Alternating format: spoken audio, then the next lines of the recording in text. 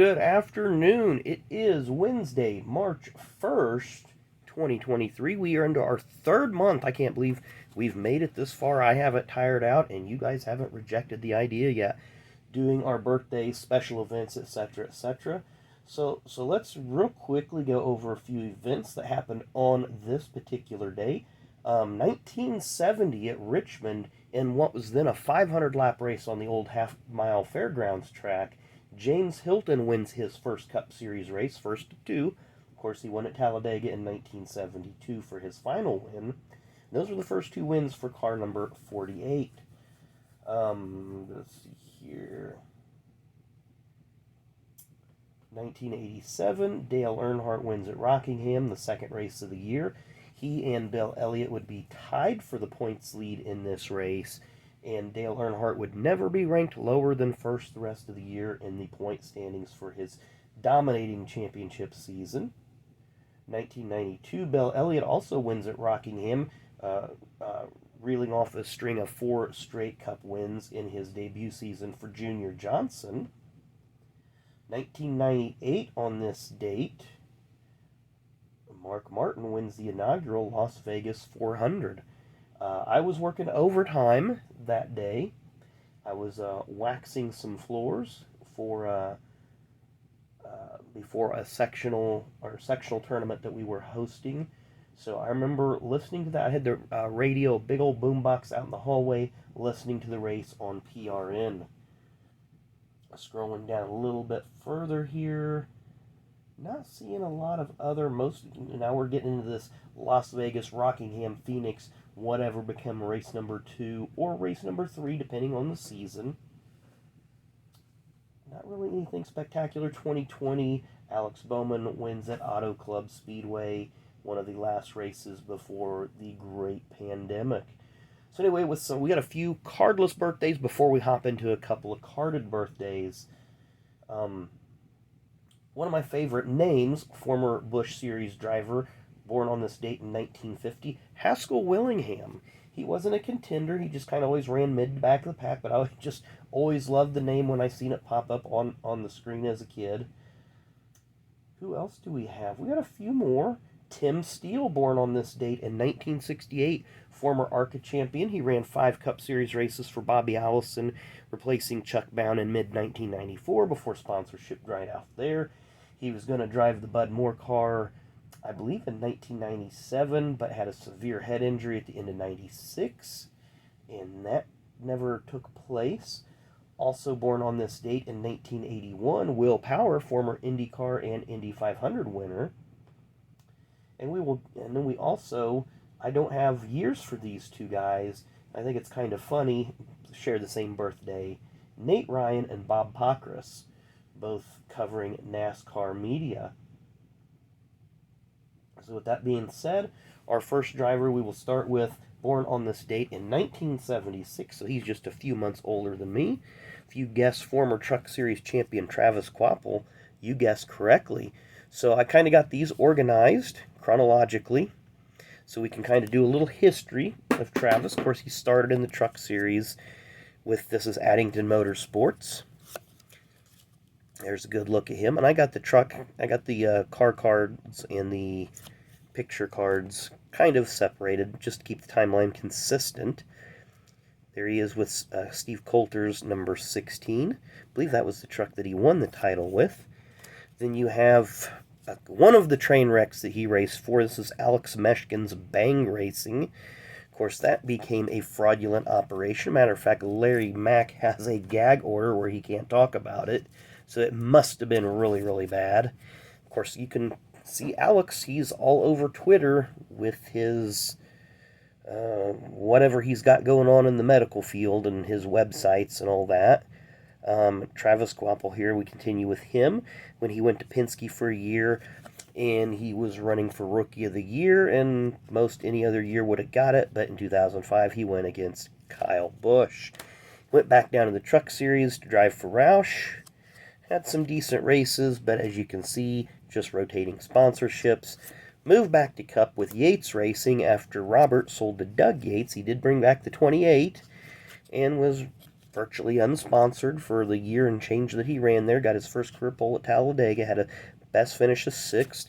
Then he went to front row for a minute, and you'll see something here. Here he's representing car number 38 for Bob Jenkins, then car number 34, and yes, car number 37. He slapped all 3 numbers on his car at one time or another, and that was during that Kevin Conway era where Kevin couldn't keep the car in the top 35 in points, so they just had to put their next best drivers up to get, there's 37 again, to keep all 3 front row cars in the top 35.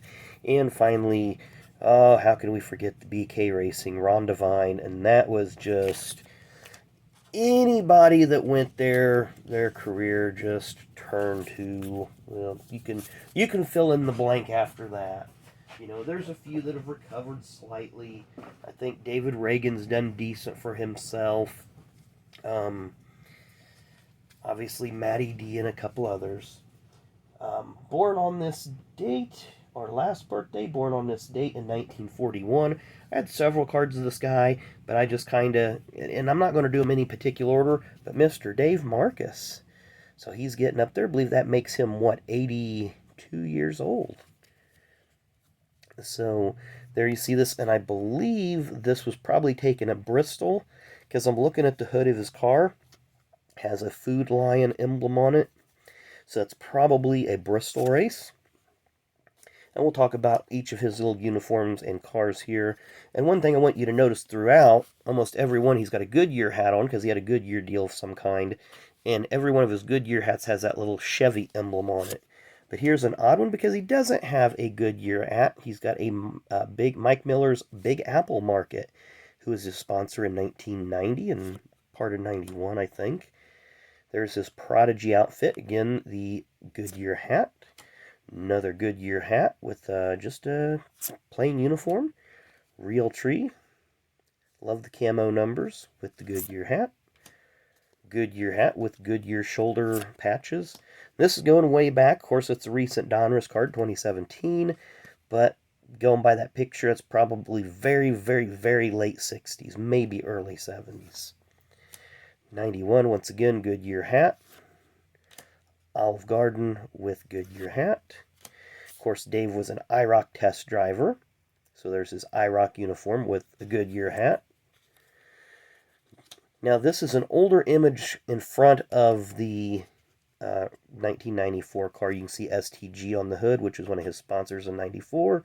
But he ran the Lifebuoy soap sponsorship in 87, 88, and 89.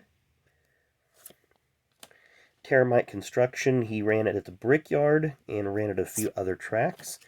I put this one in there because, again, we talked about 1994 Power and how they messed up.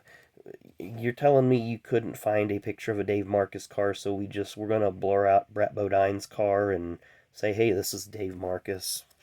Power, you didn't even try. Again, another better view of the Olive Garden. Another version of Team Realtree. Another version of just plain blue coveralls. And I really like this picture. I may send this one to get it TTM'd. But this is a 1998 Daytona 500. All the drivers were presented with commemorative tickets. So there you can see starting position 35. So that'd be cool to get one of those if one of those ever come up for auction. Now we talked about the cars. We'll do this real quickly. Give you a little bit better visual. There's the car he ran in 1991. Again, didn't have a lot of sponsors for a lot of his career. Terramite Construction. And there's another one coming up here. This car never ran in a race. This was actually taken at the tire test in 1993. I went both days that year. It was a weekend between Michigan and Bristol. It was a lot of fun. On Saturday, we sat in the pit terrace. On Sunday, we sat in turn 1, and got a couple good shots of the Mark Martin crash that happened. But Dan Young was a local Chevy dealership. It's been since bought out by Penske. But very cool that was a one practice session deal. Here's the Mike Miller's Big Apple Market car. Once again, this was in 1990. It's on a 91 Pro Set.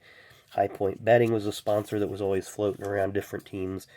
Another version of the Terramite Construction car. Of course, it says Olive Garden. So you're telling me, Fleer, you couldn't have got a picture of an Olive Garden car? Come on. 1991 Daytona 500. Of course, Dave ran one of the 5 Armed Forces cars, because again, just lack of sponsorship. It's a good look at the Team Realtree car. There's the Average Pasta car, the Olive Garden. Prodigy, which I think we may have skipped the Prodigy uniform. Yeah, it looks like we did. Prodigy, of course, was an internet service provider. This was back in 1996 that Dave ran this car. That paint scheme reminds me a lot of the first few years of the Interstate Batteries paint scheme. And I think a lot of times teams would mimic paint schemes just because they're trying to, oh, look, there's the, Jared or whoever's driving the 18 car at the time. And no, it was the 71, but hey, they got themselves on camera, so good strategy there. Again, there's STG and Olive Garden. This would have been in 1994. It looks like Talladega. So Dave would just pick up sponsors wherever he could. And a final one, we're going to end up with a Team Realtree Camouflage, which pretty much followed Dave through the end of his career. And I'm trying, there's the Prodigy. We did have it in there. It didn't ring in my mind. So happy birthday to each and every one of those folks celebrating birthdays today. We hope you enjoyed the video today. And, let me know what time you guys like the birthday videos drop. Like I said, I've been just doing a generic 215. Was able to get this one done the night before. And just want to make sure that, hey, if you guys like them at 215, I'll do my best to get them out then. If not, it may be a later in the evening drop like it's been the last few nights. So anyway, thanks again for watching. Hope you enjoyed the video. Hit that like button, hit that subscribe button. That is really, really important.